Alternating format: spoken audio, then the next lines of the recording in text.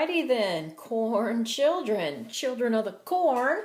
Today's lesson is a lesson in compound interest. Alright, so here's the idea. You're going to invest $2,000. You're going to put $2,000 in the bank at an APR, annual percentage rate, an annual percentage rate of 4% compounded monthly. How much money will you have after 5 years? Alright, well, let's break this down. Here's the idea. You put $2,000 in the bank, let it ride. You don't take it out, you leave it. And then every month, the bank will put interest in for the right to have your money. So after 1 month, you will have your money and interest. Then the next month, they're going to give you interest on your amount, but they're also going to give you interest on the interest. I know. And then the next month, you'll get interest on your amount, you'll get interest on the first interest, and you'll get interest on the interest on the interest, and it will grow exponentially. And this equation right here, if we work it correctly, will help us out with this exponential growth. All right, here's how this works. A is going to be the final amount of money that you have. P has a name, it's called the principal, but you can think of it as the initial, too many I's in there, initial amount of money you invest. This is the number 1 because 1 times the amount you invest is the amount you invest. R is your interest rate, but corn children, we will have to convert the percentage to a decimal. So make sure the interest rate is written as a decimal. Hold off on these N's, they are the same. T is the time specifically in the variable or in the units of years. All right, now what about this N? This N is the number of times, both of these N's, it's the number of times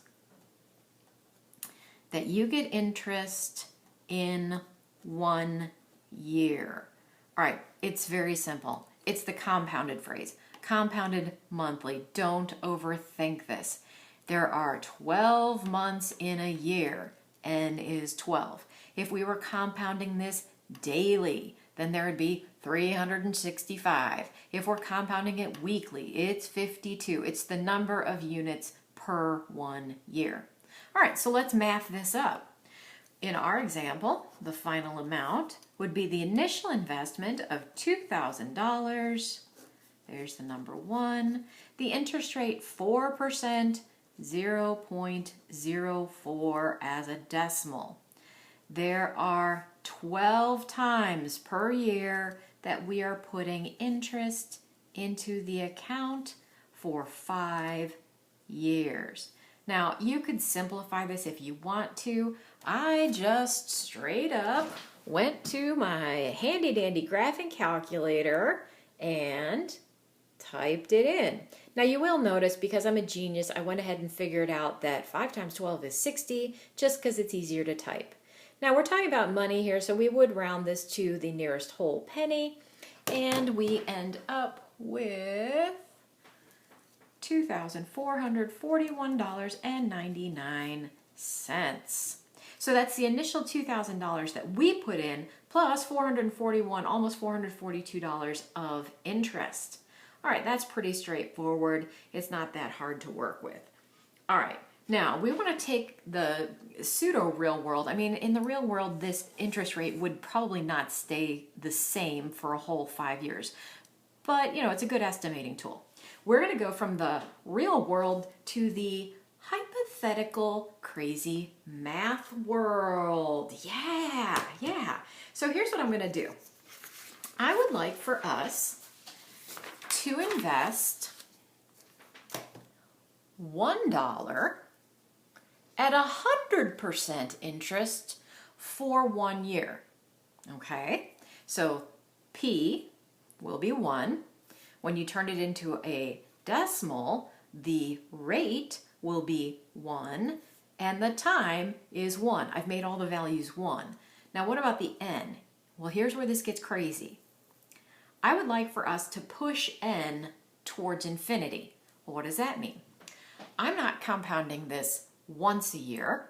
I'm not compounding this monthly or 12 times a year. I'm not compounding this daily, 365. I'm not even compounding this every hour or every minute or every second. I am always going to be compounding this. The word is continuously. Well, how on earth are we supposed to do that? Well, we're going to take our formula, and you'll notice I filled in the p-value, the r-value, the t-value, but I've left n a variable. And I would like for us to make a table. Yeah. And here's what we're going to do. We are going to push n to get bigger and bigger and bigger and bigger and see what happens as a result to the a value. So in your graphing calculator, just switch this up to y equals, type this in, make these x's, and put in values that are bigger and bigger and bigger. You can do this with a table and crunch these out. So you're going to pause the video and you're going to let n get bigger and bigger and bigger and bigger. Okay, so you've paused that video. I know you did. And as n got bigger and bigger and bigger, I'm wondering if you noticed what happened to the answer here. The answer seems to be approaching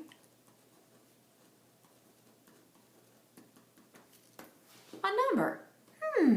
This might look familiar to you. It does to me.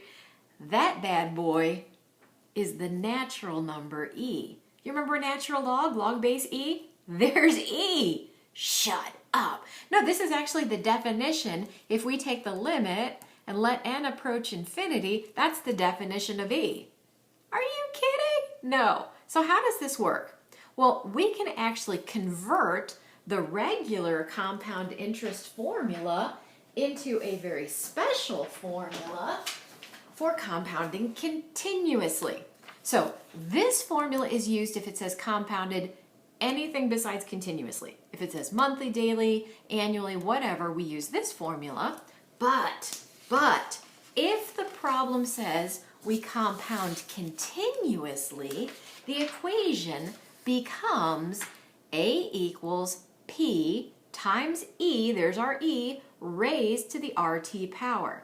Oh, and by the way, I would like you to notice that on your graphing calculator, right above your natural log key is an e raised to the button. That may come in handy. I know, right? Okay, so how can we use this? Well, what I'd like for us to do is to try this out.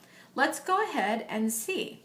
If we invest the same $2,000, interest rate of 4%, but this time compounded continuously, I'm missing a U, for 5 years.